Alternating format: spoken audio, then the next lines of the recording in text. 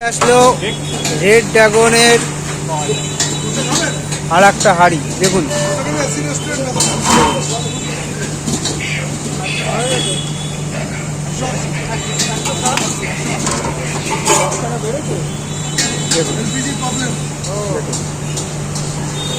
দেখুন এটা কি গ্যাসের জন্য বাড়ানো হয়েছে, নাহলে এই সময় তো বাড়ানো হয় না। কাঠে হচ্ছে দেখুন, আবার কাঠেরও দাম বেশি, পাওয়া যাচ্ছে না। দেখুন দেখুন দেখুন